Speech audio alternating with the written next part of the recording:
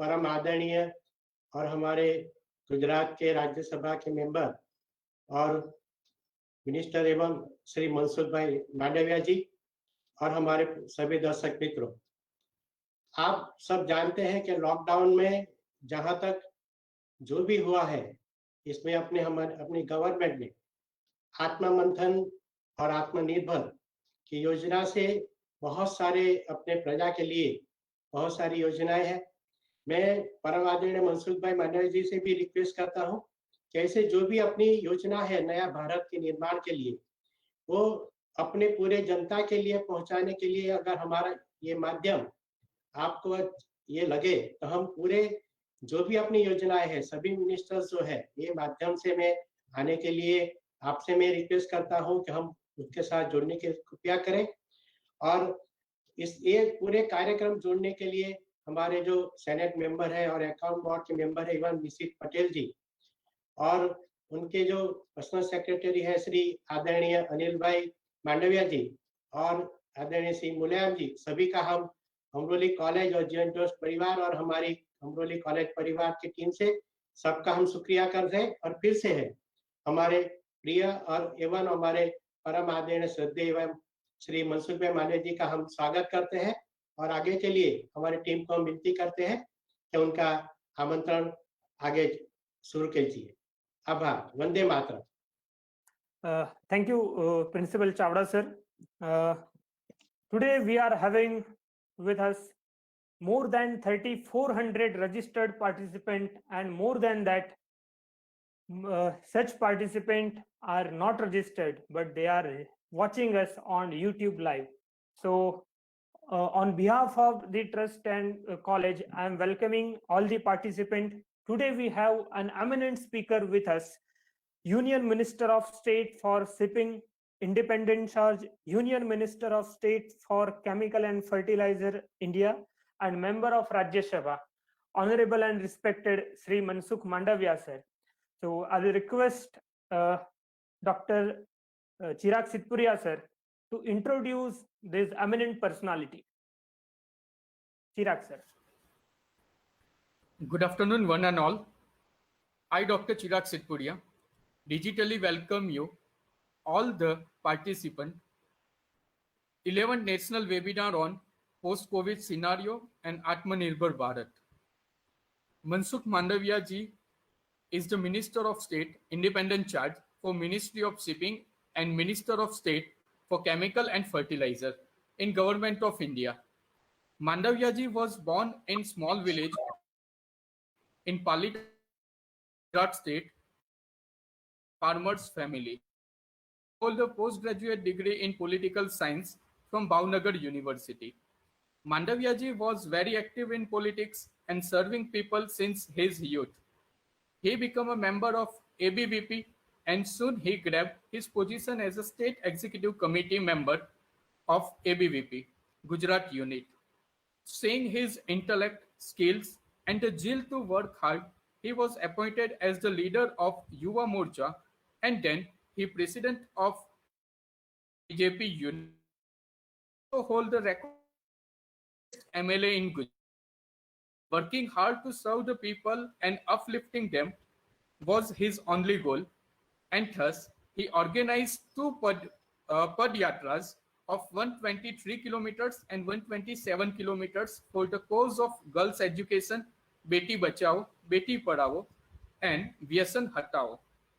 At a young age of 38, he was elected as a member of Rajya Sabha. He was also a part of various standing committees in various fields. With his hard work and intelligence, he was appointed as a secretary for the state unit BJP in 2013 and general secretary in 2014. He was appointed as Gujarat state in charge of BJP's high-tech and mega membership drive campaigning, which led to 1 crore people joining BJP in Gujarat. Mandaviya ji is well known for his intellectual analysis and true leadership. Exhibited on sustainable at the United. He has traveled to lot many countries to explore their policy and management to help India grow at the fastest pace. On the 5th July 2016, he sworn in as a Minister of State for Road Transport and Highway, Shipping, Chemical and of India. Minister, a lot of plan to get the work done quickly and efficiently. He was re-selected for the second term for Member of Parliament Rajya Sabha during March 2018. Mandaviya ji has been a part of various delegations, twice with the President and once with Vice President, to and develop with. He has played a vital role in the growth of development of New Bharat with his hard work, organizational skills and intellect. Sir, आपका सरल शांत स्वभाव से आपने बहुत सारे युवाओं को प्रेरित किया है. जब आप संसद भवन यूनियन मिनिस्टर रहते हुए भी साइकिल लेके जाते हो तो एक सामान्य नागरिक को गर्व महसूस होता. Thank you very much sir. Over to you sir.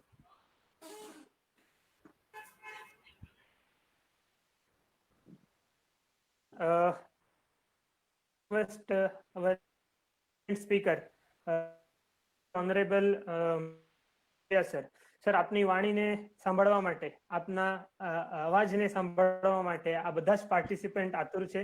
આજે આપણી સાથે 3400 થી વધુ પાર્ટિસિપન્ટ જોડાઈ ચૂક્યા છે. We have 3400, more than 3400 participants with us. વિનંતી કરીશ આજના સ્પીકર આદરણીય શ્રી મનસુખ માંડવિયા સરને.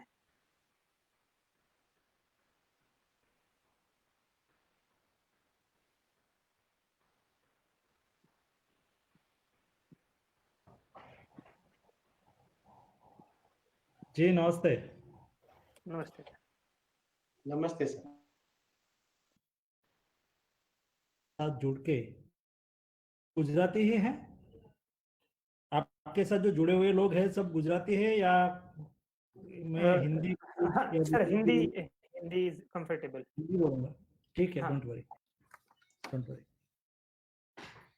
मुझे आज खुशी हुई, एक एजुकेशनल इंस्टीट्यूट ने आत्मनिर्भर भारत के संदर्भ में न्यू जनरेशन स्टूडेंट इस विषय को समझे. वर्तमान स्थिति में गवर्नमेंट जो प्रोएक्टिव रोल में काम कर रही है, चाहे आर्थिक क्षेत्र हो, चाहे सामाजिक क्षेत्र हो, चाहे कोविड जैसी वैश्विक महामारी हो, या तो देश में पुराने सालों से, आजादी समय से चल रहे सभी इश्यू को कैसे निपटाना हो, इस सभी विषय में जो रिफॉर्म हो रहा है उसके संदर्भ में आज आप लोगों ने मुझे अवसर दिया है कि न्यू जनरेशन इस विषय के संदर्भ में समझे. गवर्नमेंट की सोच क्या है, गवर्नमेंट एक्चुअली कौन सी दिशा में काम कर रही है और हमारा गोल क्या है, उसके संदर्भ में भली भांति हमें देश के न्यू जनरेशन को बताने की आवश्यकता है. और ये प्लेटफॉर्म आप लोगों ने मुझे दिया है, इसलिए मैं आपके प्रति आभार व्यक्त करता हूँ, आपको अभिनंदन करता हूँ. दोस्तों, आज आप लोगों ने मुझे सब्जेक्ट दिया है आत्मनिर्भर भारत. आत्मनिर्भर भारत क्या है, मैं आपको प्रेजेंटेशन के माध्यम से समझाऊंगा. मोदी जी ने कहा देश को आत्मनिर्भर करना है. तो आत्मनिर्भरता का मतलब हमें केवल यह नहीं करना है, या तो हमें छोटी सी बात में ना निपट जाए कि हमें स्वदेशीकरण करना है. ठीक है, स्वदेशी होना ही चाहिए, लेकिन मोदी जी ने जब आत्मनिर्भर भारत की उसके मन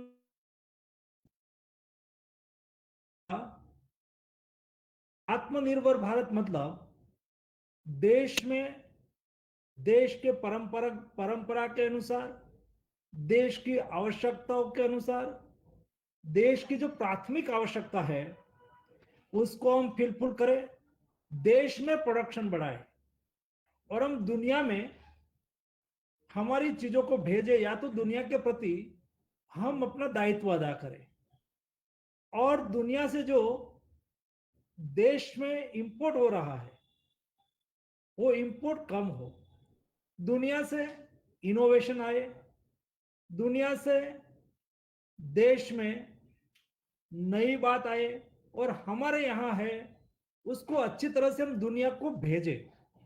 और देश में आज मैं आपको बताऊं कि हमारी ट्रेड डिफिसिट है वो $5 बिलियन का हम इंपोर्ट करते हैं और $3 बिलियन का हम एक्सपोर्ट करते हैं, मतलब $2 बिलियन की आज हमारी एक्सपोर्ट इंपोर्ट एक्जिम डिफिसिट है। ये डिफिसिट को हम कैसे फिलफुल करें?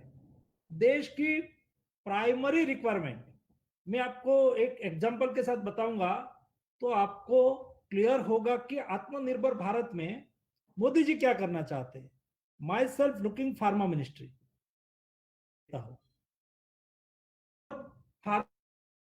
है, उसका मतलब आत्मनिर्भर भारत को फार्मा सेक्टर में करना है। उसका मतलब ये कि देश में हेल्थ एक महत्वपूर्ण विषय है और देश में हेल्थ के संदर्भ में हम किसी के ऊपर डिपेंड नहीं कर सकते। मेडिसिन के संदर्भ में हमारी आवश्यकता के अनुसार मेडिसिन का प्रोडक्शन इंडिया में होना ही चाहिए। क्या करना होगा? तो हमने एक योजना बनाई कि भाई देश में फॉर्मुलेशन बनता है और दुनिया में हम लीड करते हैं फॉर्मुलेशन सेक्टर में और दुनिया को हम एक्सपोर्ट करते हैं, लेकिन फॉर्मुलेशन बनाने के लिए रॉ मटेरियल चाहिए, एपीआई चाहिए, किट स्टार्टिंग मटेरियल चाहिए। उसमें से 53% ऐसे की मटेरियल्स थे, एपीआई थे 53 और 80% से ज्यादा हम इंपोर्ट करना पड़ता है। और 80% से ज्यादा हम इंपोर्ट करें और देश में उसके आधार पर फॉर्मुलेशन बने। हिंदुस्तान तो बड़ी कंट्री है, 130 करोड़ की जनसंख्या है, शायद इंपोर्ट नहीं हो पाया और एक कोरोना वायरस जैसी क्राइसिस हुई या कोई ऐसी सिचुएशंस आई, तो ऐसी स्थिति में क्या हमारे देश की जनता को हमें हेल्थ सिक्योरिटी देना हमारी रिस्पॉन्सिबिलिटी नहीं है? उसमें से आयुष्मान भारत निकला, उसमें से मेरी मिनिस्ट्री ने एक स्कीम बनाई। स्कीम ये बनाई कि देश में 53 एपीआई है जो क्रिटिकल है, जो हम इंपोर्ट पर डिपेंडेंट है, उसको देश में कैसे बनाए। तो हमने एनालिसिस किया कि देश में क्यों नहीं बनता है। देश में इसलिए नहीं बनता था कि इंपोर्ट के सापेक्ष में देश में प्रोडक्शन कॉस्ट ज्यादा थी। तो हमारी इंडस्ट्रीज भी फॉर्मुलेशन बनाने के लिए एपीआई इंपोर्ट कर लेती थी और फॉर्मुलेशन बना के दुनिया में बेचती थी। तो ये वायबिलिटी गैप फंडिंग क्या है, क्या था? ये 53 एपीआई में कई ऐसा था जो फर्मेंटेशन बेस्ड एपीआई था। फर्मेंटेशन बेस्ड एपीआई में 20% एपीआई सस्ता होता था इंपोर्ट करे तो, और इंडिया में बनाना है तो 20% ज्यादा प्राइस थी। इतने महंगे बनते थे तो इंडिया में कोई बनाते ही नहीं थे। हमने तय किया कि हम उसको वायबिलिटी के मतलब प्रोडक्शन 20% इंसेंटिव दे देंगे।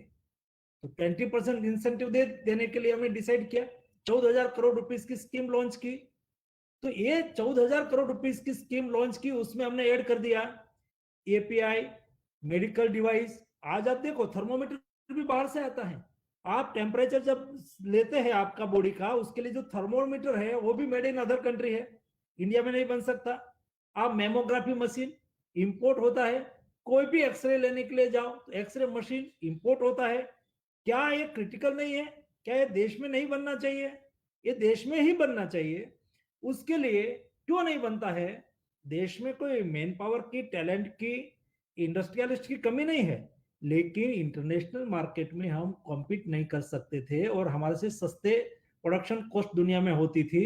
तो ये प्रोडक्शन कॉस्ट कम करने के लिए इनोवेशन इंडिया में कैसे लाए, और इनोवेशन आए तब तक हम हमारा प्रोडक्शन कैसे करें, उसके लिए 5% हमने इंसेंटिव प्रोडक्शन ऐड किया।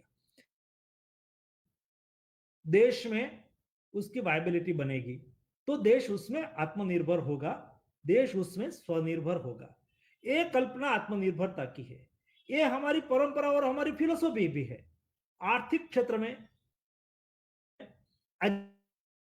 हेल्थ, हम ऐसी जो हमारे देश में, और मैं तो उसमें वो भी बोलूंगा कि देश में ताकत की कमी नहीं है भाई, ये सांस्कृतिक विरासत है हमारी, उसको उजागर करना। आप आर्थिक, फाइनेंशियल, एजुकेशनल और हेल्थ के संदर्भ में चाणक्य को पढ़ लीजिए। मैं सभी स्टूडेंट को बोलता हूं कि आप चाणक्य को अच्छी तरह से पढ़िए। आपको उन्होंने जो कहा है, आप आज दुनिया के मॉडर्न कोई भी इकोनॉमिस्ट को पढ़े, कोई भी साइंटिस्ट को पढ़े, या तो वर्तमान समय में दुनिया में जिसका नाम होता है ऐसे लोगों को पढ़े, तो आप चाणक्य से बाहर नहीं जा पाएंगे। चाणक्य ने जो अर्थ क्षेत्र में जो कहा था, चाणक्य ने एक बार अच्छी बात कही थी कि कोई देश को समृद्ध होना है तो ये देश में देश के महाजनों को राज्याश्रय देना, मतलब उद्योग और व्यापार को समर्थन करना। और बाद में उन्होंने दूसरा सेंटेंस लिखा कि क्यों, तो उन्होंने कहा कि संपत्ति का सर्जन करना एक स्किल होती है, इंडस्ट्री चलाना एक स्किल होती है। इंडस्ट्री चलाने के लिए आप में जो स्किल है, my self, it can be possible that my self is politician, but it's meaning is not that my self is industrialist also.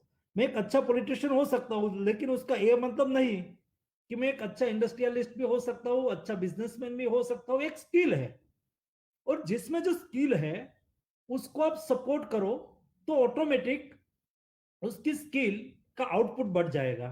एक इंडस्ट्रियलिस्ट, एक ट्रेडर्स, या तो ट्रेड को आप समर्थन करें, सपोर्ट करें, तो ट्रेडर्स अपना बिजनेस कारोबार बढ़ाएगा। चाणक्य ने तीसरा सेंटेंस लिखा कि यदि कोई राज्य अपने राज्य के गरीब और किसानों का भला चाहते हैं तो उसको महाजनों को राज्याश्रय देना। मतलब महाजन है वो सरकार की तिजोरी में टैक्स देंगे, और सरकार की तिजोरी में टैक्स देंगे तो सरकार या तो राज्य गरीब और किसान का भला कर पाएंगे। गरीब और किसान का भला करने के लिए आवश्यक है कि सरकार की तिजोरी में पैसा होना चाहिए। उसमें से दो बात निकलती है, गरीब का कल्याण के लिए मदद करना, ये परंपरागत हमारी व्यवस्था है और करना ही चाहिए। गरीब को सदियों से मदद की जाती है। दूसरा, किसान को 2100 साल पहले चाणक्य के समय में भी मदद की जाती थी। आज भी हम सरकार किसान को मदद कर रहे हैं क्योंकि वो अन्नदाता है। धरती की जनता की रिक्वायरमेंट, फूड सिक्योरिटी कौन देता है? किसान देता है। उसको समर्थन, उसको मदद करनी है तो आपको चाणक्य के रास्ते पे ही चलना होगा। इसलिए मोदी जी ने कहा, my government is pro poor, pro farmers, but industries friendly government. हमारी सरकार गरीब और किसान लक्ष्य है, फ्रेंडली गवर्नमेंट। इस दृष्टि से हमें सोचना है, इस दृष्टि से हम काम कर रहे हैं, और इसलिए ये चला गया नहीं।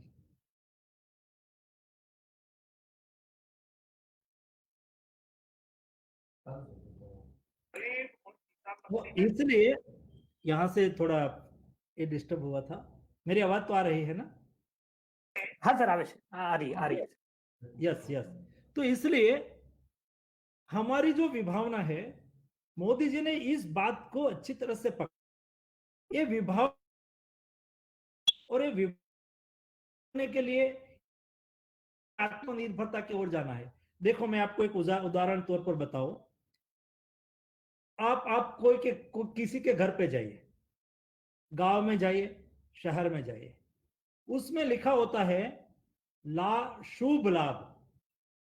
शुभ लाभ का मतलब क्या है? शुभ लाभ का मतलब ये है कि हम हर कंट्री को, हर स्थिति को अपना अपना मॉडल होता है। फॉर एग्जाम्पल, आप यूरोप, अमेरिका, सारी कंट्री को देखें तो वो कैपिटलिज्म मॉडल पर चलता है, मतलब लाभ की ही बात होती है। कई कंट्री में ऐसी बात आई कि लॉकडाउन करो, तो उन्होंने कहा कि लॉकडाउन हम करेंगे तो हमारी इकोनॉमी खराब हो जाएगी। तो इकोनॉमी को बचाने के लिए उन्होंने अपने देश के लोगों का जान को जोखिम में डाली। लेकिन मोदी जी ने क्या कहा? मोदी जी ने कहा कि जान है तो जहान है। ये जान है तो जहान है, ये आत्मनिर्भरता का मॉडल है। हमारे घर में जो गेट पर लिखा है, एंट्री में लिखा है शुभ लाभ, मतलब शुभ भावना से भी काम करना है, लाभकारी भावना से भी काम करना है। व्हाट इज शुभ भावना? शुभ भावना ये है कि हमें आवश्यकता के अनुसार चैरिटी भी करना है, आवश्यकता के अनुसार गरीबों को मदद भी करना है, आवश्यकता के अनुसार हमें जरूरियातमंद लोगों को सहयोग भी करना है। यहाँ हमारी कल्पना यह है कि गरीब में से गरीब लोगों को भी प्राथमिक सुविधा मिले और उसको जीने का इतना ही अधिकार है जितना अधिकार एक अमीर लोगों के लिए है। और इसलिए ही हमारा कल्चर ही ऐसा कहता है, हमारी संस्कृति ही ऐसा कहती है, वसुधैव कुटुंबकम, सारा विश्व का कल्याण, यही हमारी भावना है। वसुधैव कुटुंबकम की हम जब बात करते हैं तो विषय ये आता है वसुधैव कुटुंबकम। हमने क्या किया? मैंने जैसे आपको फार्मा सेक्टर में मैं उदाहरण के तौर पर आपको समझा रहा हूं। अनिल नेक्स्ट। हाँ, वसुधैव कुटुंबकम की भावना का एग्जाम्पल क्या है? फॉर एग्जाम्पल, दुनिया में कोरोना वायरस की महामारी आई, और जब ये कोरोना वायरस की महामारी आई तो दुनिया में उसको मेडिकल इलाज के लिए 3 मेडिसिन की रिक्वायरमेंट खड़ी हुई। एक हाइड्रोक्सीक्लोरोक्विन, दूसरी एजिथ्रोमाइसिन, तीसरी पैरासीटामोल। ये 3 मेडिसिन देश में उसकी रिक्वायरमेंट बढ़ी, और हिंदुस्तान ये 3 मेडिसिन में एक बड़े प्लेयर थे। तो सारी दुनिया ने मोदी जी को कॉल किया कि मोदी जी हमें हाइड्रोक्सीक्लोरोक्विन मेडिसिन दीजिए। मोदी जी ने क्या कहा? दुनिया को ऐसा नहीं बोल दिया कि हम आपको नहीं देंगे, क्योंकि वसुधैव कुटुंबकम ये हमारी भावना है। तो ये भावना ने हमें क्या सिखाया? ये भावना ने हमें सिखाया कि ठीक है, हमारी आवश्यकता के अनुसार हम उपयोग करें, बाकी दुनिया को देना चाहिए। दुनिया भी हमारा एक परिवार है। तो मोदी जी ने मानवता के आधार पर डिसीजन लिया और हमको मेरी मिनिस्ट्री को कहा कि देखो भाई, हाइड्रोक्सीक्लोरोक्विन का हमारा उत्पादन कितना है, आप हेल्थ मिनिस्ट्री के साथ कंसल्टेशन करो, हमारी रिक्वायरमेंट कितनी है। हमने हेल्थ मिनिस्ट्री के साथ कंसल्टेशन करके प्रिडिक्शन लिया और डिसाइड किया 1 महीने में। फॉर एग्जाम्पल, मार्च महीने में यहाँ लॉकडाउन हुआ, अप्रैल महीने में देश में हाइड्रोक्सीक्लोरोक्विन की कितनी रिक्वायरमेंट होगी, पैरासीटामोल की कितनी रिक्वायरमेंट होगी, और वर्ष से वर्ष सिचुएशंस हो जाए तो कितनी रिक्वायरमेंट होगी। तो कि भाई चलो मई के एंड में 10 करोड़ टैबलेट की हमारी रिक्वायरमेंट होगी। तो मोदी जी ने हमें कहा कि 10 करोड़ टैबलेट आप एक साइड में निकाल दो और बाकी देश में प्रोडक्शन कितना है उसको आकलन करो। हमने आकलन किया, और मुझे आज आपको बताते हुए खुशी हो रही है, आप जब दुनिया के कोई देश में जाएंगे ना, आफ्टर कोविड के बाद, शायद यूरोपियन कंट्रीज में जाए या तो विश्व की कोई भी कंट्री में जाए, और वहां जब आप जाएंगे और आप कहेंगे कि मैं इंडियन हूं, तो दुनिया आपके साथ सम्मान के साथ देखेगी। ओ, आप इंडियन हैं, गुड, मैं आपको थैंक यू बोलूंगा। क्यों थैंक यू बोलेंगे वो आपको? इसलिए थैंक यू बोलेंगे, वो कहेंगे कि जब कोरोना वायरस की क्राइसिस थी और हमारा देश में हाइड्रोक्सीक्लोरोक्विन नहीं थी, ऐसी स्थिति में भारत ने हमें हाइड्रोक्सीक्लोरोक्विन दिया था। दोस्तों, दुनिया की 113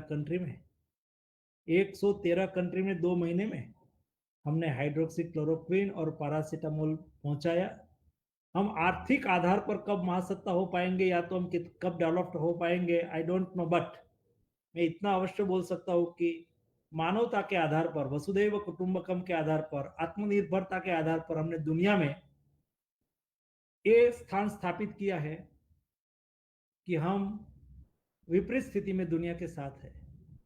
और आत्मनिर्भरता का मॉडल हमें ये भी सिखाता है कि कोई भी समस्या है उसको निपटाना है तो कभी आप नेचुरल रिसोर्स का इतना यूज मत कीजिए।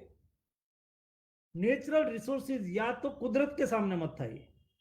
देखो, यही स्थिति में यही हमारी होम्योपैथिक, ईरान में यूनानी, हमारा आयुष मंत्रालय ने जो गाइडलाइन दिया था यही हमारा योग, हमने उसको ही एडॉप्ट किया ना, और उससे अच्छा रिजल्ट भी मिला ना। इतना ही नहीं, देश में जो हमारा ट्रेडिशनल व्यवस्थाएं थी, फॉर एग्जाम्पल अपने घर के, हम किसी पर कितना कितना आत्मनिर्भर थे।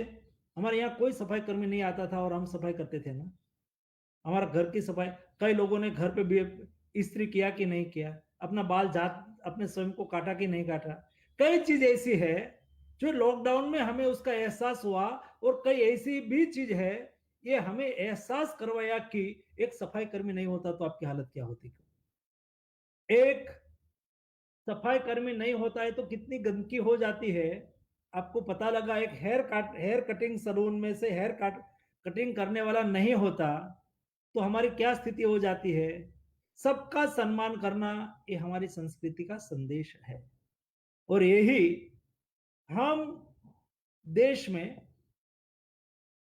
एक गरीब व्यक्ति के प्रति भी सम्मान के साथ कैसे देखे, उसकी भी जरूरत कैसे पूरी करे।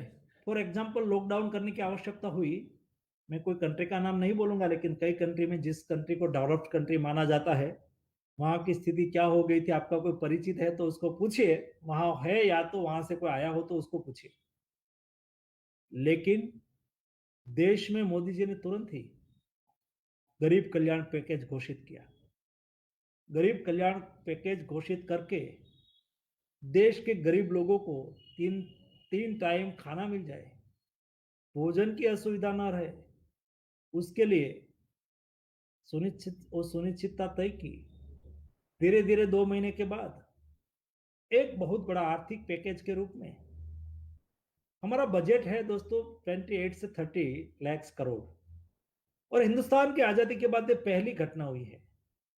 उसमें से 21 लाख करोड़ का हमें पैकेज दिया गया। ये हमारा नियरेस्ट बजट इक्विवेलेंट है, और ये पैकेज जो दिया गया है उसको आत्मनिर्भर पैकेज के माध्यम से मोदी जी ने 5 पिलर दिया, और 5 पिलर के आधार पर मोदी जी ने आत्मनिर्भरता का विजन रखा। एक, आत्मनिर्भर पैकेज के माध्यम से आत्मनिर्भर भारत हम कैसे बनाएंगे, तो हमारी इकोनॉमी को रिफॉर्म करेंगे, इंफ्रास्ट्रक्चर डेवलपमेंट करेंगे। हमारी सिस्टम कई ऐसी है, इस सिस्टम में बहुत कुछ बदल करने की आवश्यकता है। फॉर एग्जांपल, हम कहें कि दुनिया से एफडीआई आए, लेकिन एफडीआई लाने के लिए हमें जो आज के दिन में जो सिस्टम है, फॉर एग्जांपल कई हमें परमिट लेनी पड़ती है, कई कागज करना पड़ता है। उसके अलावा सिंगल विंडो सिस्टम हम कैसे फॉलो करें। डायरेक्ट देश के इंडस्ट्रियलिस्ट है, देश के ट्रेडर्स है, देश के गरीब लोग है, देश के किसान है, उसको ज्यादा कागज में नहीं उजलना पड़े, और मिनिमम रिक्वायरमेंट से सिंगल विंडो सिस्टम से हम कैसे हमारी परमिशन या तो परमिट या तो हमारी सिस्टम से हमें जो करना है वो हम कर सके। हमारी डेमोग्राफी अलग टाइप की है। हमारी डेमोग्राफी में गरीब भी है, किसान भी है, मध्यम वर्ग भी है, एमएसएमई भी है, बड़े इंडस्ट्रियलिस्ट भी है। ये सबको ध्यान में रखते हुए सबके हाथ में काम भी होना चाहिए। आत्मनिर्भर स्वावलंबन से भी जुड़ा हुआ विषय है, काम भी मिले, और ये सब के लिए डिमांड क्रिएट करनी होगी। एक बार जो डिमांड क्रिएट हो जाएगी, तो डिमांड क्रिएट कहां से होगी। डिमांड क्रिएट करने के लिए व्यक्ति के हैंड में, व्यक्ति के जेब में पैसा आना चाहिए। पैसा आएगा तो ऑटोमेटिक डिमांड क्रिएट होगी। डिमांड क्रिएट होगी तो ऑटोमेटिक इंडस्ट्री स्टार्ट हो जाएगी, या तो इंडस्ट्रीज डिमांड बढ़ेगी, कंजप्शन बढ़ेगा, डिमांड बढ़ेगी, प्रोडक्शन बढ़ेगा, प्रोडक्शन बढ़ेगा, इकोनॉमी सर्वाइव हो जाएगी, हमारी आत्मनिर्भरता का हमारा जो आधार स्तंभ है वो इकोनॉमी, इंफ्रास्ट्रक्चर, सिस्टम, डेमोग्राफी और डिमांड है। और उसके आगे आत्मनिर्भर भारत में उसकी आधारशिला जब हमने ये पैकेज बनाया तो पैकेज में 4 बिंदु डाले। 4L पर मोदी जी ने अपना विजन दिया, लैंड, लेबर, लिक्विडिटी और लो। दोस्तों, मोदी जी की एक विशेषता रही है, उन्होंने कोई विषय को ऐसे नहीं छोड़ दिया। उन्होंने जो विषय और जो विजन दिया वो कार्य योजना के साथ दिया। हम कैसे उसको इंप्लीमेंट करेंगे? हमने 20 लाख करोड़ का पैकेज तो दे दिया, लेकिन ये पैकेज कैसे देंगे? इकोनॉमी का एक नेचर होता है दोस्तों, और जब कोई देश में डिमांड क्रिएट करनी है तो डिमांड क्रिएट करने के लिए 2 टाइप की मनी दी जाती है और उसको जनता में फ्लोट की जाती है। एक हेलीकॉप्टर मनी। हेलीकॉप्टर मनी मतलब डायरेक्ट आप व्यक्ति के जेब में पैसा डाल दो और वो फिर से वापस गवर्नमेंट के पास आने की कोई संभावना नहीं होती, इसलिए इन्फ्लेशन बढ़ता है। लेकिन एक दूसरा और प्रॉपर रूट मोदी जी ने लिया है। ये जो 20 लाख करोड़ का पैकेज है वो सपोर्टिव सिस्टम के माध्यम से, लोन के माध्यम से, जन कल्याणकारी कार्यक्रम के माध्यम से, इंफ्रास्ट्रक्चर डेवलपमेंट के माध्यम से, गरीबों को रोजगारी के माध्यम से ये पैसा दिया है। और ये पैसा इस रूट से आने से वो रूट में घूम के एक बार इकोनॉमी को सर्वाइव करके देश में इन्फ्लेशन नहीं बढ़ने देंगे और देश में इकोनॉमी बूस्टअप हो जाएगी। उसमें एक मोदी जी ने कहा 4L पर हमें पैकेज का अच्छी तरह से इंप्लीमेंटेशन करेंगे। एक लैंड, एक लेबर, एक लिक्विडिटी और एक लो। लैंड मतलब खेत, किसान, किसान को उसको फायदा मिलना चाहिए, तो किसान को फायदा मिले इसलिए एमएसपी में बढ़ाया, एमएसपी बढ़ाया, एमएसपी से प्रोक्योरमेंट बढ़ाया, किसान के अकाउंट में पैसा डाला, किसान को सरलता से फर्टिलाइजर उपलब्ध हो जाए उसके लिए व्यवस्था की। ये सब व्यवस्था करने से किसान के पास आज जो पड़ा हुआ है माल, या तो जो उन्होंने पैदा किया है, सब चीज पड़ी हुई है, वो तुरंत ही बिक जाएगी तो उसके हैंड में पैसा आ जाएगा। और ये पैसा आ जाने से पीएम किसान योजना के माध्यम से उसके अकाउंट में पैसा आया, तो ये पैसा आने से उसकी खरीद शक्ति बढ़ेगी। और मोदी जी ने कहा कि शायद किसान ने केसीसी लोन लिया है, शॉर्ट टर्म लोन लिया है और नहीं भर पाएंगे ऐसी स्थिति में क्योंकि उसके पास इनकम नहीं है, तो 3 महीने पहले और 3 महीने बाद उसको एक्सेस दे दिया।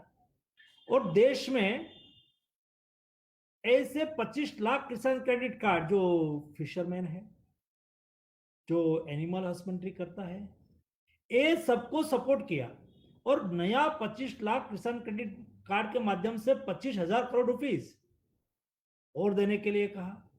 3 करोड़ किसान जिसको 4.22 लाख करोड़ की जो लोन दी हुई थी उसको एक्सटेंड कर दिया और अभी नहीं देंगे तो चलेंगे।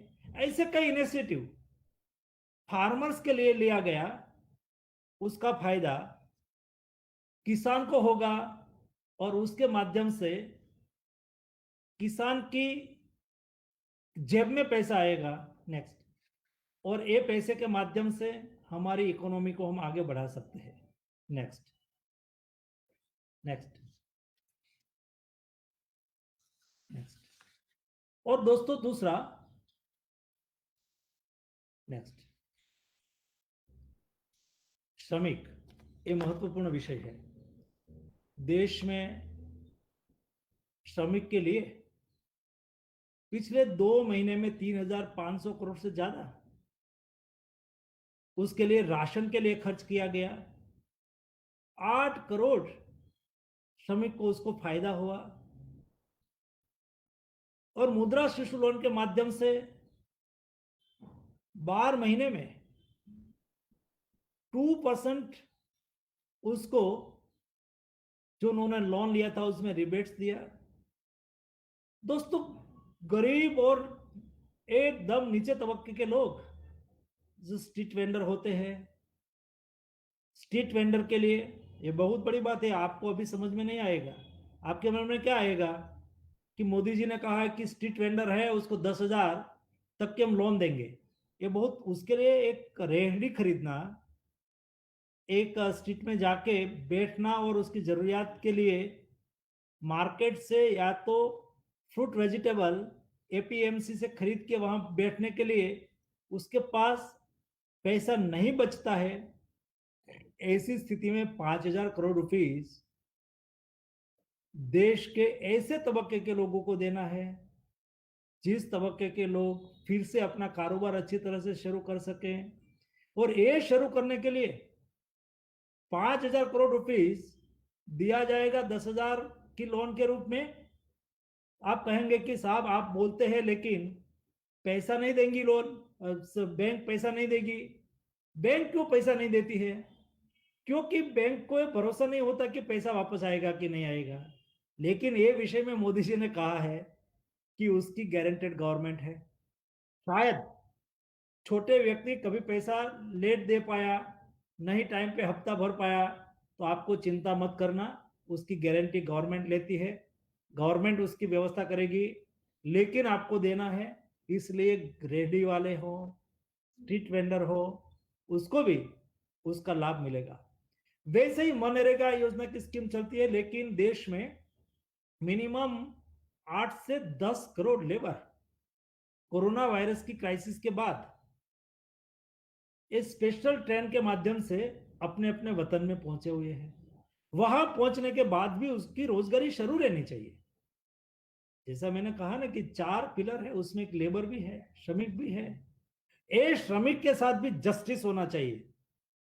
और इसलिए ज्यादा मनरेगा में जो 50-60 हजार करोड़ का आवंटन बजट में होता है वो तो था ही, उसके अलावा 40,000 करोड़ रुपीस बढ़ा दिया। और मैं मेरे गांव गया था, मैंने देखा नंबर ऑफ हजारों की संख्या में गांव में आज मनरेगा योजना के माध्यम से श्रमिक लोगों को रोजगारी मिल रही है। और श्रमिक लोग अपना जीवन को चलाने में वहां श्रम कर रहा है, वहां मेहनत कर रहा है और उसको वहां मजदूरी मिल रही है। इस दृष्टि से देश के श्रमिकों के लिए काम किया गया है दोस्तों। वैसे ही एमएसएमई सेक्टर एक महत्वपूर्ण सेक्टर है। देश में 25 लाख से ज्यादा एमएसएमई यूनिट है और देश में 20 करोड़ से ज्यादा लोगों को रोजगारी देने वाला ये सेक्टर है। उसमें 3 लाख करोड़ रुपीस उसको सपोर्ट करने के लिए गवर्नमेंट की गारंटी के साथ लोन देने की योजना बनाई है। उसका फायदा क्या होगा? उसका सीधा फायदा यह होगा कि एमएसएमई को भी स्टार्ट होना है और उसको लोन मिल जाए। लोन मिलने से उसका चक्र तुरंत ही फरना शुरू हो जाएगा। उसके पास इंडस्ट्रीज को मोबिलाइज करने के लिए फंड मिल जाएगा और ये भी उसको तुरंत ही रिइंबर्स नहीं करना है, तुरंत ही नहीं भरना है, लॉन्ग टर्म के लिए है। उससे इंडस्ट्रीज को एक बहुत बड़ा बूस्टअप मिल जाएगा। दूसरा, कई ऐसी एमएसएमई है जो एमएसएमई स्ट्रेस है, ऐसी स्ट्रेस एमएसएमई को भी बूस्टअप देने के लिए जो एनपीए हो चुकी है ऐसी एमएसएमई 20,000 करोड़ रुपीस अलग से दिया जाएगा। उससे जो बंद हो गई है, कोई कारण होंगे, कई रीजन होंगे, कई में फाइनेंशियल प्रॉब्लम होंगे, तो उसको भी मदद मिल जाएगी। तो ये एमएसएमई बूस्टअप हो जाएगी और एमएसएमई बूस्टअप हो जाने से देश का अर्थतंत्र फिर से गति में आ जाएगा। दोस्तों, मैं आपको भरोसा के साथ बोल सकता हूँ, दुनिया की जो भी स्थिति हो, मैं इकोनॉमिक्स की स्टडी करने वाला व्यक्ति हूँ, मैं वर्ल्ड इकोनॉमिक फोरम में भी इंडिया को लीड करते हुए गया हूँ, दुनिया की इकोनॉमी समझने की कोशिश करता हूँ।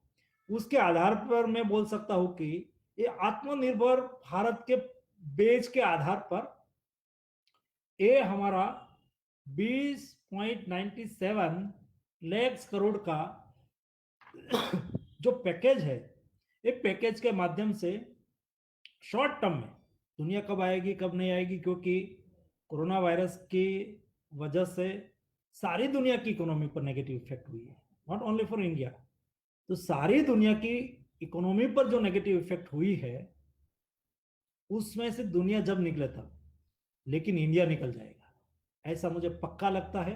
और ये आज, क्योंकि हम केवल आज आपके साथ बात करते हैं, लेकिन मेरे पास ये टाइप का पोर्टफोलियो है तो सभी इंडस्ट्रीज के साथ मेरा कंसल्टेशन रहता है, उसके साथ भी वेबिनार से हम बातचीत करते रहते हैं। हम उसको पूछते हैं कि ये स्कीम है, ये पैकेज है, उसका लाभ आप कैसे लेंगे, उसका क्या फायदा होगा, उससे आपकी इंडस्ट्री स्टार्ट हो जाएगी या तो बूस्टअप होगी।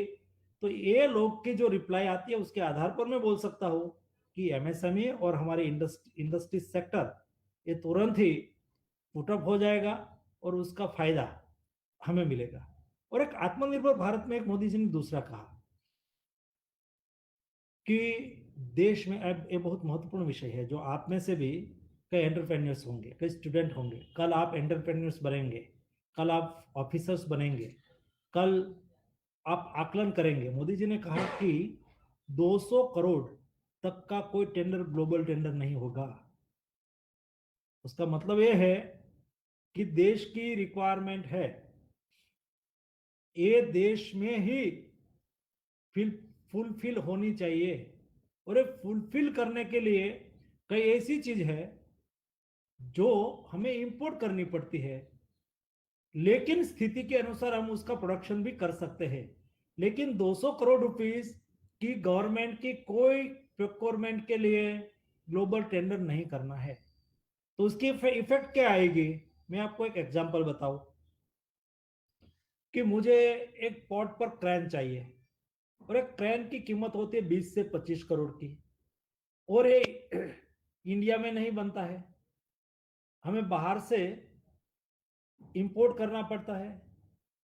लेकिन अभी मैं इंपोर्ट नहीं कर पाऊंगा, 200 करोड़ रुपीस तक तो इंडिया से ही लेना है। तो बाहर की कंपनी टेक्नोलॉजी लेके इंडिया में आ जाएगी और इंडिया की कंपनी के साथ जॉइंट वेंचर करेगी या आके इंडिया में मेक इन इंडिया करेगी।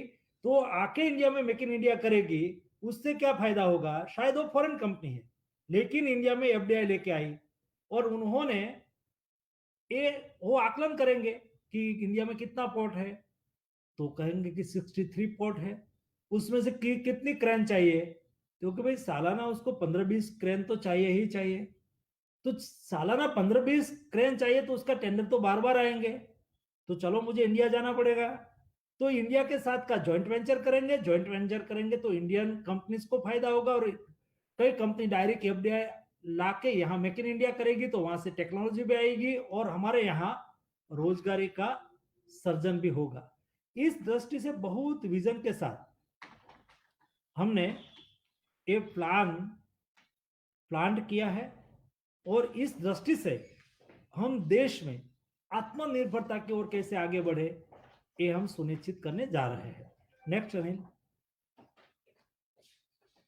वैसे ही इंफ्रास्ट्रक्चर सेक्टर, देखो इंफ्रास्ट्रक्चर सेक्टर ये इकोनॉमी को सर्वाइव करने के लिए एक महत्वपूर्ण सेक्टर है और उसमें ये पैकेज में क्या कहा गया कि हम 70,000 करोड़ की प्रोत्साहित योजना के माध्यम से हाउसिंग सेक्टर को बूस्टअप करेंगे।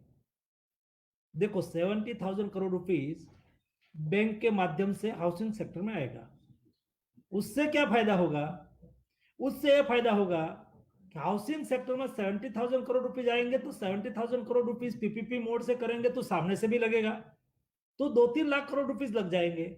और ये 2-3 लाख करोड़ रुपीस लग जाएंगे तो जब हाउसिंग स्टार्ट होता है तो लेबर की रिक्वायरमेंट होती है, हाउसिंग जब बनता है सीमेंट की रिक्वायरमेंट होती है, स्टील की रिक्वायरमेंट होती है, ये सब चीजों की रिक्वायरमेंट होती है, तो और लेबर की रिक्वायरमेंट होती है।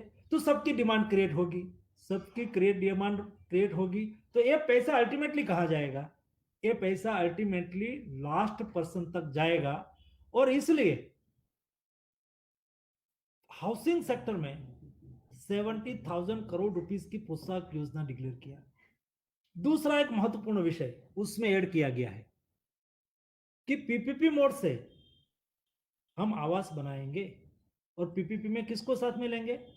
फॉर एग्जाम्पल, मैं एक इंडस्ट्री चला रहा हूं, तो गवर्नमेंट मुझे कहेगी कि आप हमारे साथ बैंक के साथ मिलके आपके यहाँ जो लेबर काम कर रहे हैं उसके लिए लेबर कॉलोनी बनाओ। और लेबर कॉलोनी कैसी होनी चाहिए? अच्छी होनी चाहिए, सरकार के रूल्स रेगुलेशन के अनुसार हाइजीन वाली होनी चाहिए। आज हजारों लाखों लेबर कोई जगह पे काम करते हैं और अच्छी जगह रहने के लिए नहीं उसको मिलती है, झोपड़ी में रहना पड़ता है। और ये झोपड़ी में रहने से उसके हेल्थ पर नेगेटिव इफेक्ट होती है। उसको अच्छा मकान मिलेगा, और ये उसको मकान मिलेगा, इंडस्ट्रीज को अपना काम हो जाएगा, अपने लेबर को अच्छा मकान दे पाएंगे, गवर्नमेंट उसको सपोर्ट करेगी। और पीपीपी मोड से गवर्नमेंट, बैंक और प्राइवेट प्लेयर, इंडस्ट्रीज वो साथ में आ जाए, इस दृष्टि से हमने ये डिसीजन लिया है। और कई सेक्टर हमने ओपन किए हैं। 500 जो आज कोयले की खदान है, देश में कोयले का रिजर्व ही इतना है और हम कोयला ही इंपोर्ट कर रहे हैं। और केवल गवर्नमेंट सेक्टर पर हम डिपेंड करते थे जी नहीं, आइए कोई भी प्राइवेट सेक्टर आके कोयले का खदान कर सकता है। और कोयले के खदान के माध्यम से हम कई लोगों को रोजगारी दे सकते हैं, आत्मनिर्भर भी बन सकते हैं, हमें इंपोर्ट पर डिपेंड कम करना पड़ता है। रिसोर्सेज हमारे पास है और हम उसका इस्तेमाल नहीं कर पा रहे थे। इस दृष्टि से हम धीरे धीरे सेक्टर को खोल रहे हैं, रोजगारी बढ़ा रहे हैं, देश में प्रोडक्शन बढ़ा रहे हैं, देश की जरूरियात के अनुसार देश में रिक्वायरमेंट फिटफुल हो ऐसी पॉलिसी ला रहे हैं। और उसमें 20 लाख करोड़ रुपीस का हम इस्तेमाल कर रहे हैं। इस दृष्टि से आत्मनिर्भरता की ओर हम आगे बढ़ रहे हैं। नेक्स्ट अनिल। और जो कई हमने एक्शन लिया है, जैसा हमने देश में इलेक्ट्रिसिटी डिस्ट्रीब्यूशन करने वाली कंपनीज है, और जो प्रोडक्शन करने वाली और डिस्ट्रीब्यूशन करने वाली, उसके बीच में एक बहुत बड़ा गैप था, क्योंकि प्रोडक्शन करते थे और प्रोडक्शन करके डिस्ट्रीब्यूशन करने वाली कंपनी उससे पेपर कर लेती थी, लेकिन उसमें कई टाइप का लॉस आता था और कई कंपनी उसमें घाटे में चल रही थी। उसको भी 90,000 करोड़ रुपीस का सपोर्ट दिया है, इसलिए कोई बीज कंपनी बंद ना हो, किसी को इलेक्ट्रिसिटी की उपलब्धता देश के कोई कोने में दिक्कत ना हो। और उसके लिए एक नई टैरिफ नीति भी हम तय कर रहे हैं, टैरिफ पॉलिसी भी तय कर रहे हैं, जिसका लाभ अगले दिनों में होना है। कुल मिला के नेक्स्ट अनिल, कुल मिला के हम ये स्थिति में जा रहे हैं। ये विषय थोड़ा टेक्निकल है, आरबीआई वाला जो एक स्लाइड में आप देख सकते हैं, ये करना है, लेकिन उसके लिए कई ऐसी पॉलिसी होनी चाहिए जो लॉन्ग टर्म के लिए हो, कई ऐसी पॉलिसी होनी चाहिए जो शॉर्ट टर्म के लिए हो। तो इसलिए रेपो रेट और reverse repo rate. Reverse repo rate क्या होता है?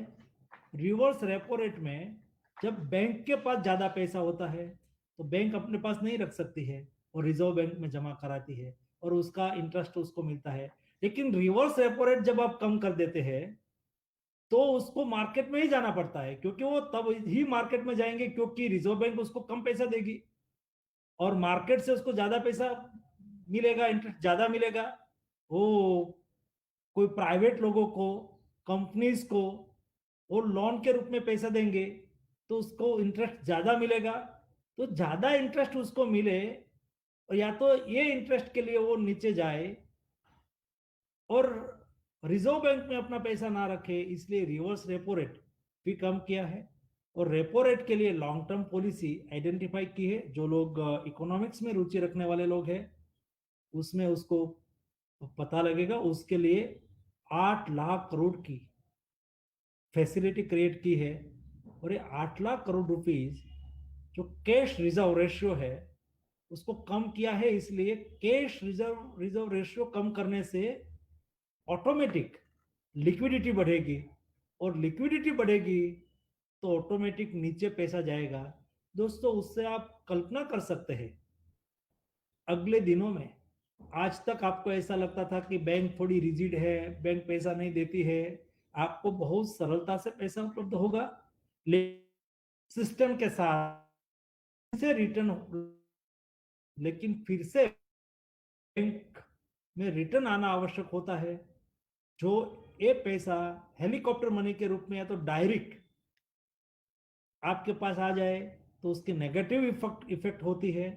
ये नेगेटिव इफेक्ट भी ना हो, देश में इन्फ्लेशन भी ना बढ़े और देश की इकोनॉमी ज्यादा सुदृढ़ बने और 5 ट्रिलियन इकोनॉमी की और हमें आगे बढ़ना है, उस दिशा में हम सुनिश्चितता से आगे बढ़ सकेंगे। नेक्स्ट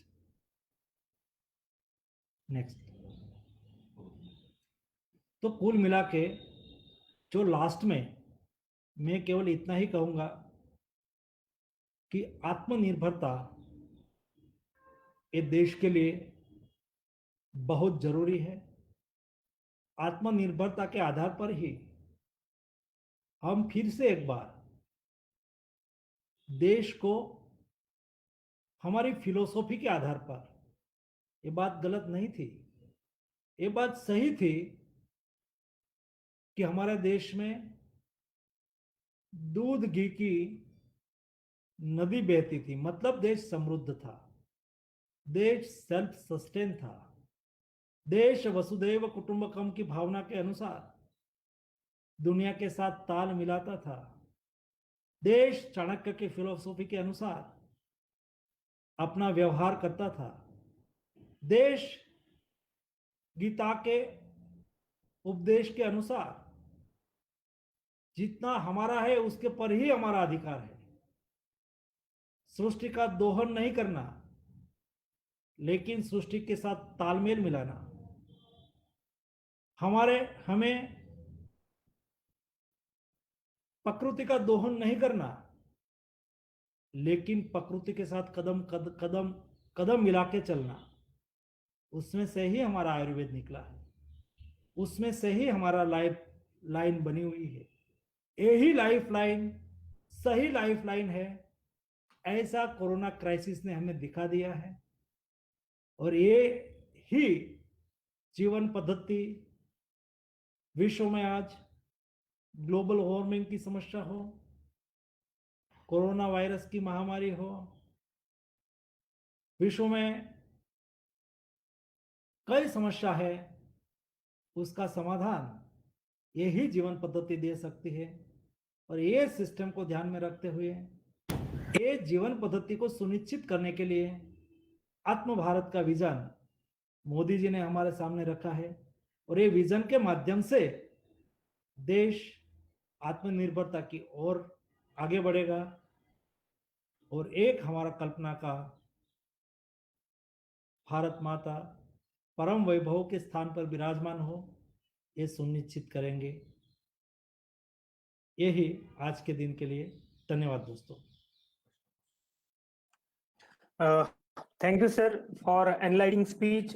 ये पूरे सेशन में आत्मनिर्भर भारत के करीब करीब सभी मुद्दों को हमने डिस्कशन कर लिया और आई थिंक सभी पार्टिसिपेंट मित्रों को इससे बहुत सारी जानकारी भी मिल गई होगी। Now moving towards questioning session, I will request professor Chirag Sitpuria sir to go forward. Doctor Chirag Sitpuria sir. Sir hello. Yes. हाँ सर, आपका ही एक जो मिनिस्ट्री है शिपिंग मिनिस्ट्री, जिसमें एक शिपिंग ब्रेकिंग का एक बिजनेस है जो इंडिया के पास कॉम्पिटिटिव एडवांटेज भी है और पूरे वर्ल्ड के 30% से शायद 30% के करीब जो वर्ल्ड के जो शिप ब्रेक होते हैं वो आप जहाँ से आते हो भावनगर, अलंग और अलग अलग जगह पे ब्रेकिंग होता है। तो सर वहाँ पे एक कंसर्न रहता है जो भी वर्कर्स काम करते हैं उसके सेफ्टी के और एनवायरनमेंट कंसर्न, तो उसके लिए सर मिनिस्ट्री कैसे काम करती है? एक बहुत महत्वपूर्ण विषय है। दुनिया में हर साल 1000 शिप ब्रेकिंग के लिए जाते हैं, उसमें से 300 से 400 शिप ब्रेकिंग के लिए इंडिया में आता है। और उसके लिए हमारे पास 3 एडवांटेज है। इंडिया में स्किल लेबर पावर है।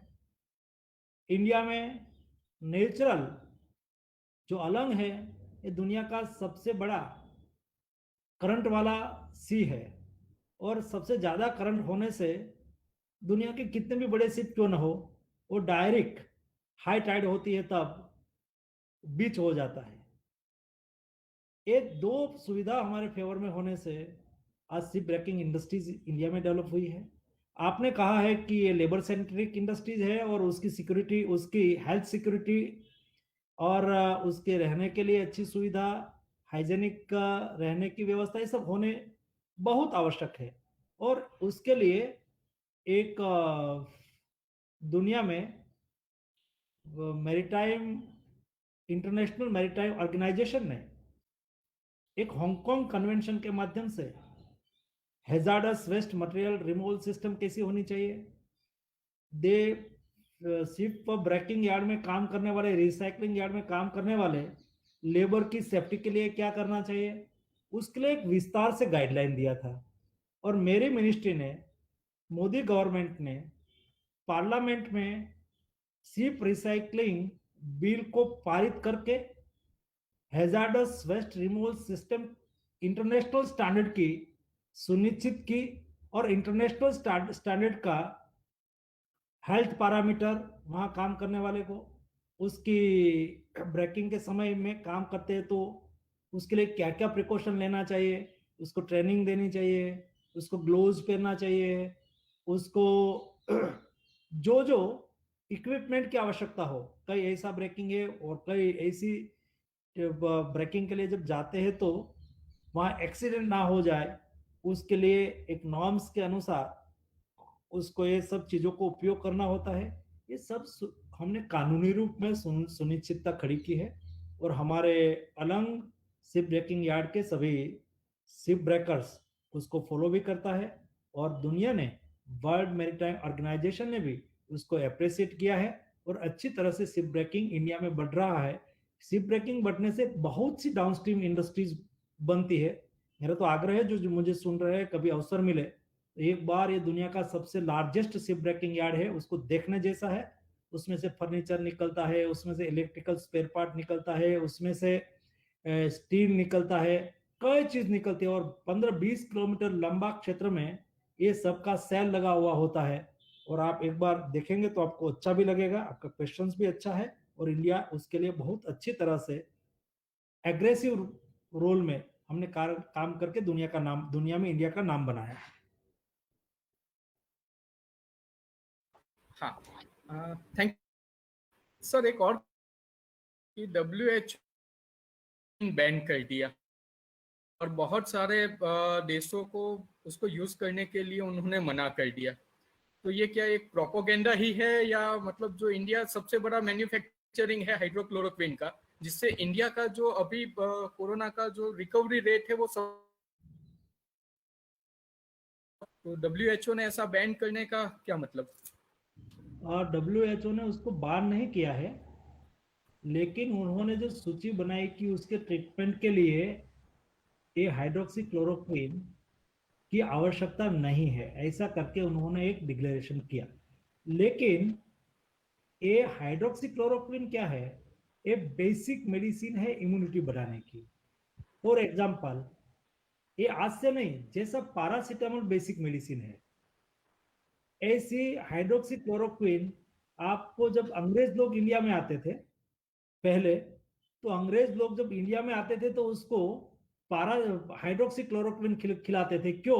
मलेरिया के सामने, उस वक्त मलेरिया का डिसीज इंडिया में बहुत होता था, तो उसके सामने उसको प्रोटेक्शन मिले।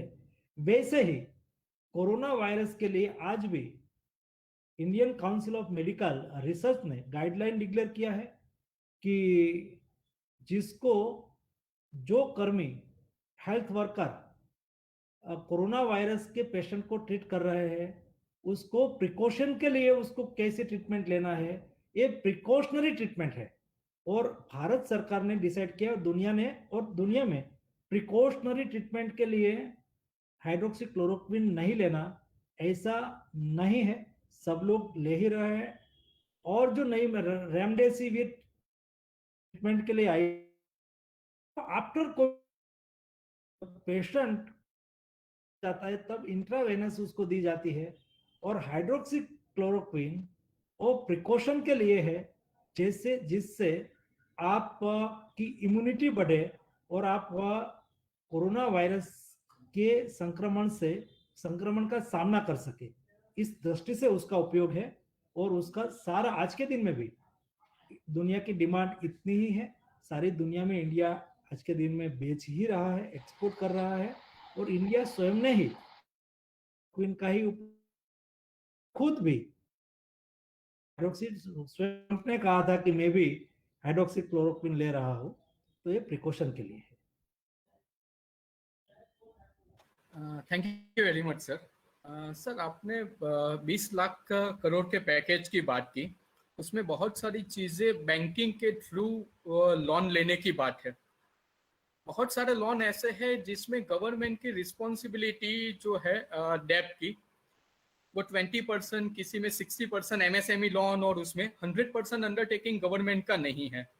तो उस कंडीशन में जो बैंक्स लोगों को लोन तो दे देंगे और वापिस से रीपेमेंट नहीं होगा। जैसे एक कंसर्न था एक मॉनिटोरियम का, पहले 3 महीने किए फिर 6 महीने किए, तो उसमें बहुत सारे एनबीएफसी और बैंकिंग के ऊपर एक खतरा है। जो अभी तक बैंक अच्छी खासी चल रही थी उसके ऊपर भी बहुत बड़ा खतरा आ चुका है कि शायद आने वाले टाइम में एनपीए बढ़ जाएगा। तो उस कंसर्न को कैसे ओवरकम किया जा सकता है? उसमें दो बात है भाई, आज का समय ये भरोसा का समय है। सरकार ने एक भावना के साथ एमएसएमई पर भरोसा किया है। हम अपेक्षा करते हैं और हिंदुस्तान का अनुभव भी यही रहा है, सब लोग नहीं भरने वाले नहीं होते हैं। और इस स्थिति में हमारे पास और कोई रास्ता नहीं कि हम देश की जनता पर भरोसा ना करें। हमने देश की जनता पर भरोसा किया है, देश की इंडस्ट्रीज पर भरोसा किया है, और ये देश की इंडस्ट्रीज पर भरोसा करते हुए बैंक को एश्योरेंस दिया है कि आप दीजिए, हम आपके साथ खड़े हैं। तो मुझे तो पूरा विश्वास है कि ऐसा ही जैसा प्रोएक्टिव रूप में गवर्नमेंट ने सपोर्ट करने के लिए भरोसा जताया है, वही विश्वास इंडस्ट्रीज फुलफिल करे, वही रास्ता है हमारे पास, वही रास्ते पे हम चले। Thank you very much sir. Sir एक और क्वेश्चन है, शिपिंग इंडस्ट्री रिलेटेड ही है। जो रोरो फेरी जो चल रही थी, अभी भावनगर में काफी टाइम हमें सुनने में आता है कि 6 महीने चालू रहता है, 6 महीने बंद रहता है। कंसेप्ट बहुत अच्छा है, लेकिन उसको इफेक्टिवली यूज नहीं कर पाते। जो मतलब हर समय चलना चाहिए वो नहीं चलता, तो उसका फ्यूचर क्या है? ये उसके फ्यूचर के संदर्भ में मैं बताऊं, उसके पहले मैं बताऊंगा कि ये वसुधैव कुटुंबकम की मैं बात कर रहा था ना, और कुदरत के सामने लड़ने की बात कर रहा था। कुदरत के सामने आप ज्यादा नहीं लड़ सकते हो, उसके अनुकूल होना है।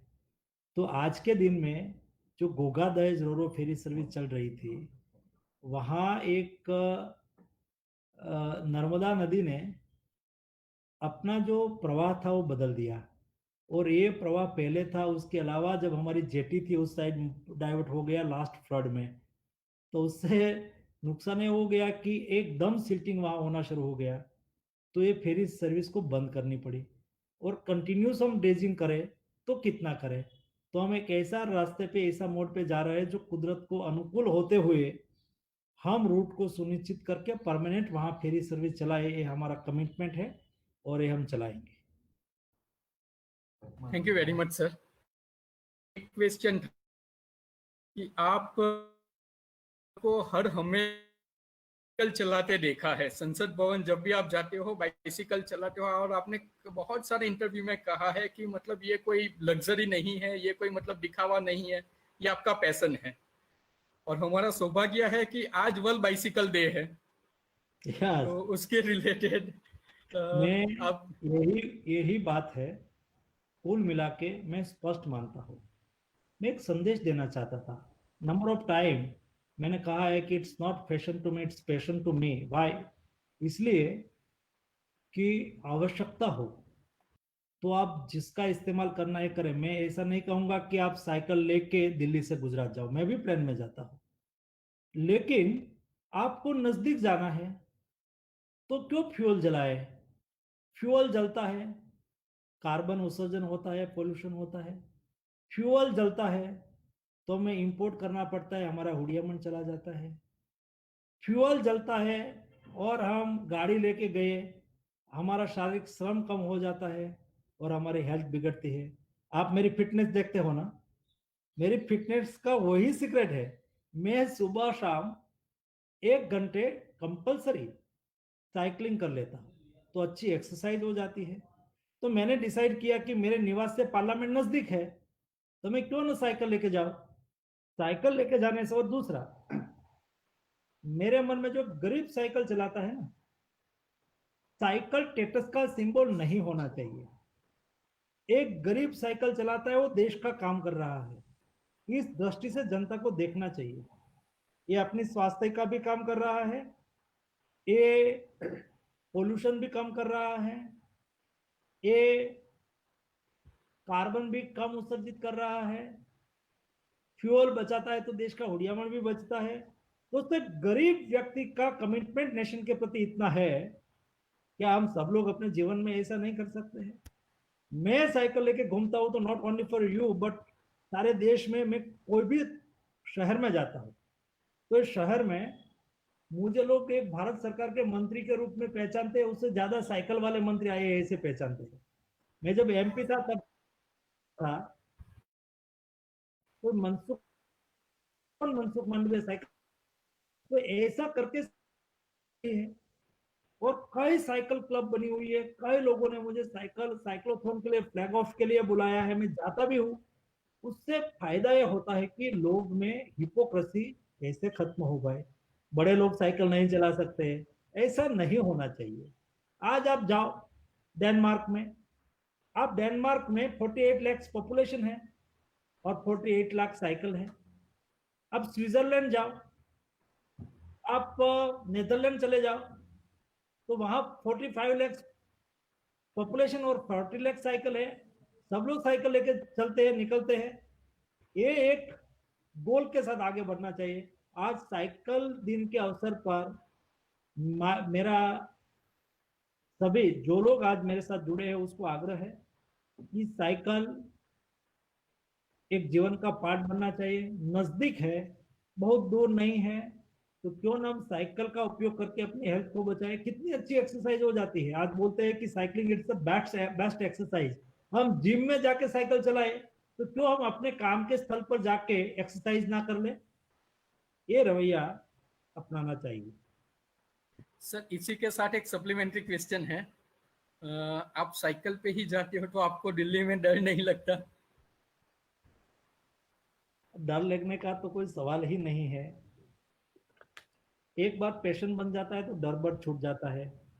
और ये ऐसा समय है, हर लोग आज के दिन में, मैं तो मानता हूँ कि कोई ऐसी आवश्यकता नहीं है।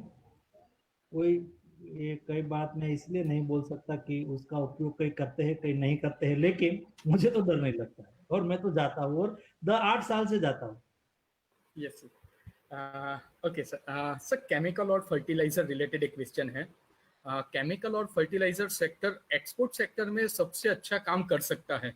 आपने जो आत्मनिर्भर की बात बताई, तो आत्मनिर्भर में केमिकल और फर्टिलाइजर में बहुत सारे स्कोप है।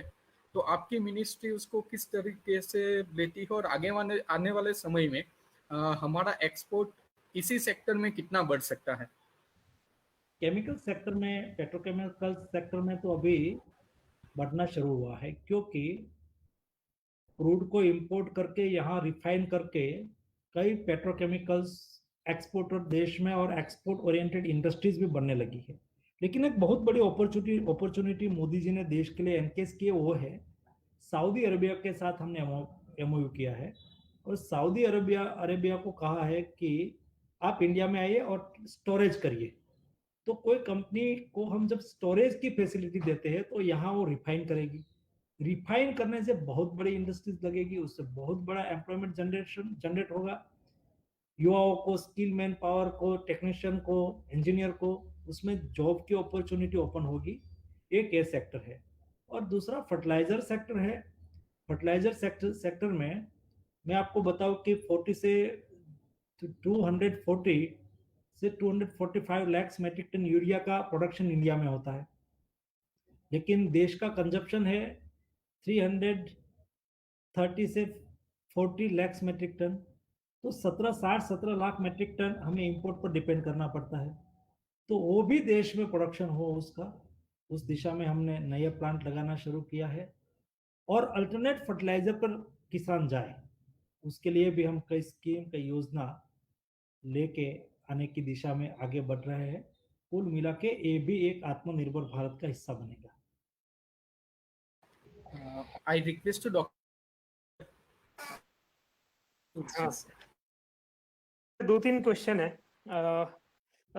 हम आत्मनिर्भर गांव कैसे बना सकते हैं जिससे माइग्रेशन को हम रोक सके? बहुत अच्छा क्वेश्चन सर। हम आत्मनिर्भर गांव कैसे बना सकते हैं, माइग्रेशन को हम रोक सके? आज तक हमारा गांव आत्मनिर्भर ही था। फॉर एग्जाम्पल, आप सूरत से हैं और आपके साथ कई सूरत के और सौराष्ट्र के युवा मित्र लोग भी जुड़े होंगे।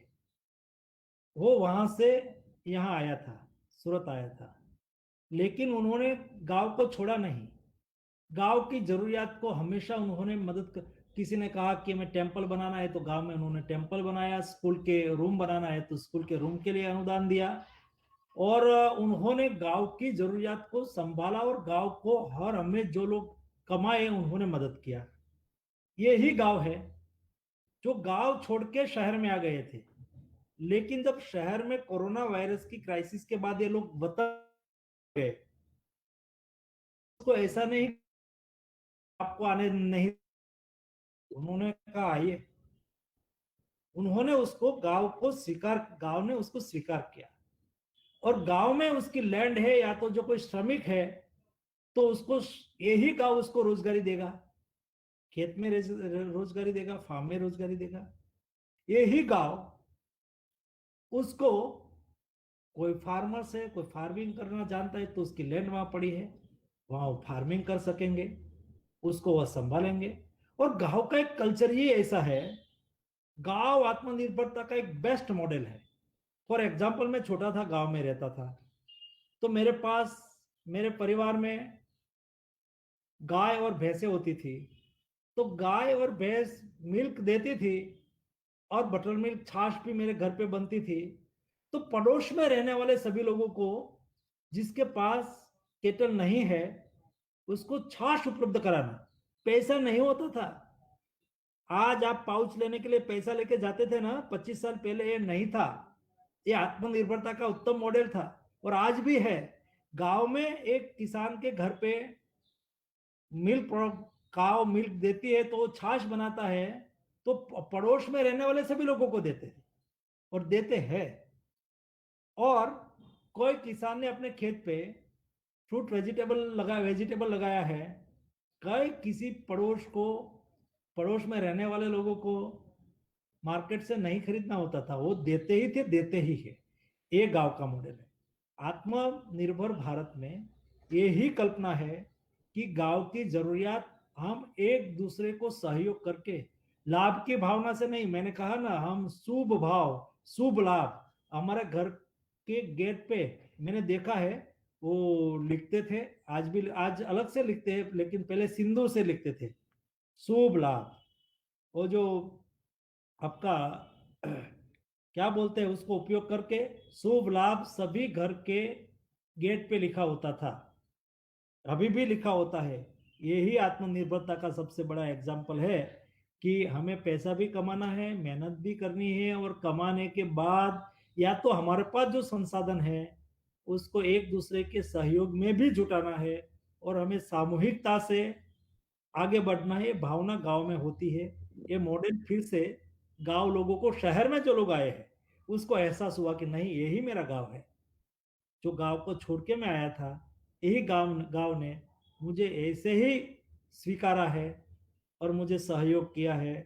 गांव में कभी कोई भूखे नहीं मरते भाई, ये गांव की फिलोसॉफी है। कभी भूखे नहीं मरते, गांव के लोग उसको मदद ही मदद कर देते हैं। ये गांव शहर में आने वाले लोगों फिर फिर गांव में गए, उन्होंने ये मॉडल देखा है, मुझे अच्छा लगा, और वही आत्मनिर्भरता का मॉडल है।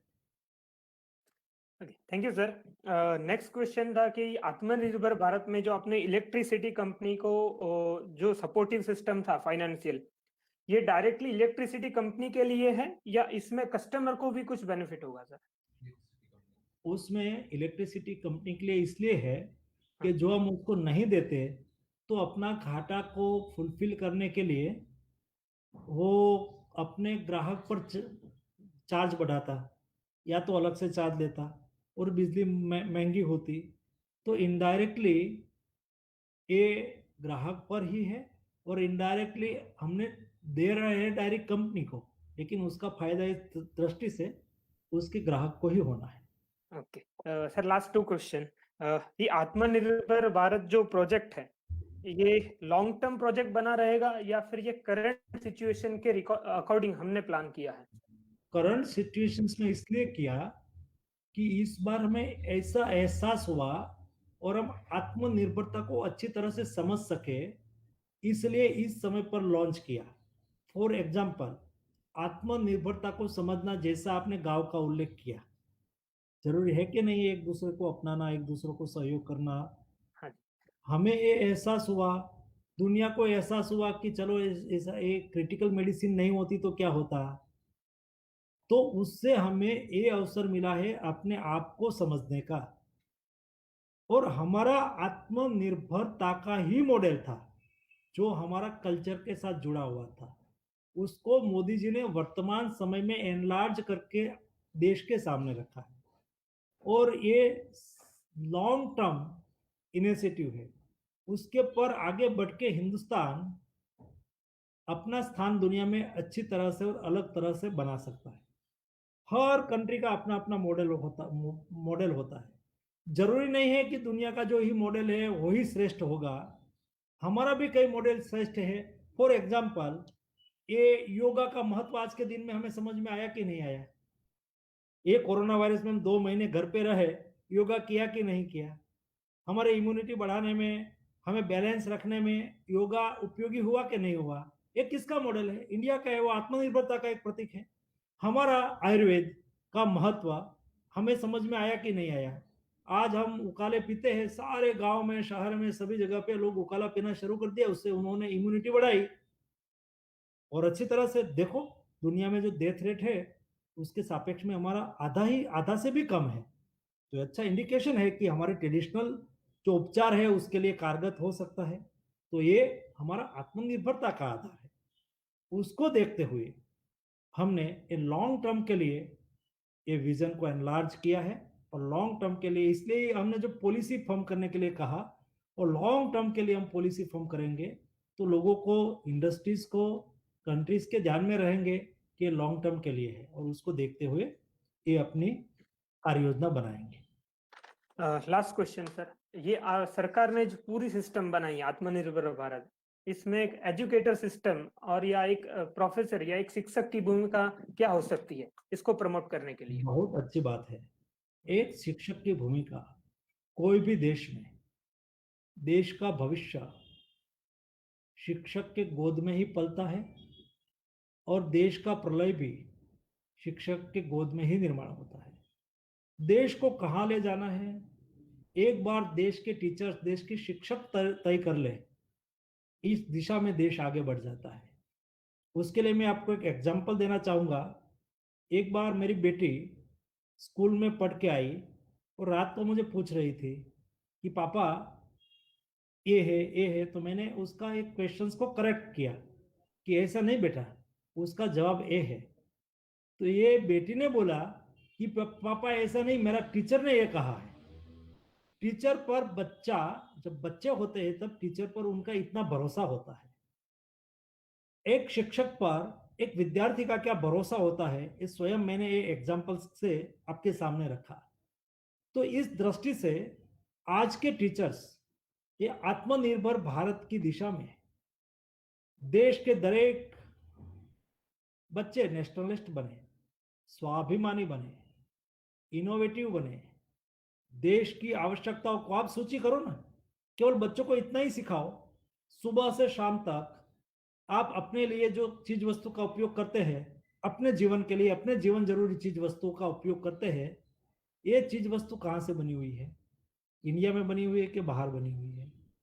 और ये बच्चा तभी सोचेंगे कि नहीं मैं उसको इंडिया में बनाऊंगा, बाहर से आती है आज तो कल मैं आज कॉलेज में हूँ, कल मैं एंटरप्रेन्योर्स बनूंगा तो मेरे देश में एक ऐसा राष्ट्रवाद जो देश को खड़ा कर सके, देश की जरूरियात देश में ही पर्याप्त हो सके, उसके लिए काम करे। इस संदेश के साथ आप बच्चे को जो संस्कारित करेंगे तो मुझे लगता है कि वो एक ऐसे राष्ट्रवादी युवा बनेंगे, वो देश के प्रति जवाबदारी से काम करेंगे। Thank you, sir, for the Chirag sir, mic and Thank you very much, sir. Now I would like to request Dr. May propose what of. Sir एक बात बताना, लॉकडाउन स्टार्ट हुआ है तब से ही हमारी कॉलेज के प्रिंसिपल चावड़ा सर, ये सरकार के जो विचार है ये सामान्य जनजीवन तक लेके जाने के लिए, लोगों का मनोबल बनाए रखने के लिए ऐसे वेबिनार हम प्लान करते रहे हैं। और ये पार्टिसिपेंट का ही प्रेम है कि हर एक वेबिनार में मिनिमम हमारे पास 3000 के अबाउट होते हैं रजिस्ट्रेशन, आज तो 3500 हो गए हैं, और लाइव और फेसबुक और यूट्यूब के माध्यम से भी बहुत सारे लोग जुड़े हैं। तो on behalf of Jeevan Jyot Trust, JZ Shah Arts and HP Desai Commerce College, and especially on behalf of our principal sir, it's our pleasure to have such an eminent personality with us, respected and honorable Sri Mansukh Mandavia sir, Union Minister of State for Shipping, Independent Charge, Union Minister of State for Chemical and Fertilizer, and member. We heart thank you on behalf of our trust. Again, thank to the all team members, respected Anil Radadia sir, Sri Nishit Bhai Patel sir, Senate member of the technical team, Office of and Chemical and team, and Karyakarta of Bharatiya Janata Party. We heartily thank you for sharing a spacious time. Sir आप पूरे schedule में बहुत busy होंगे, but फिर भी आपने ये session के लिए हमारी जो दरखास्त है उसको स्वीकार करके हमारे लिए जो भी टाइम निकाला है, उसके तहे दिल से प्रिंसिपल सर और पूरी कॉलेज की टीम से हम आप सभी का शुक्रिया अदा करते हैं। Thank you sir. Thank you principal साहब का थैंक यू। सभी लोगों ने वहां से ऑर्गेनाइज करके अवसर, थैंक यू। ऐसे ही मिलते रहेंगे और आप सबको ऑनर सर। हाँ, आप सबको मिलकर मुझे खुशी हुई। धन्यवाद सर। आप इससे भी फिर आप सभी को भी आप हमें ये अपॉर्चुनिटी देंगे कि और लोगों को भी आप बताएंगे कि ऐसा हम सेमिनार करने चाहते हैं, तो आप हमारे लिए रेफरेंस करेंगे कि भाई इन लोगों का रिक्वेस्ट आए तो आप एक्सेप्ट करें और हमारे साथ वेबिनार में जुड़े। मैं किशोर सिंह चावड़ा की ओर से सबको प्रणाम भी करता हूँ और आपको भी थैंक के लिए भी आपको करता हूँ। Thank you.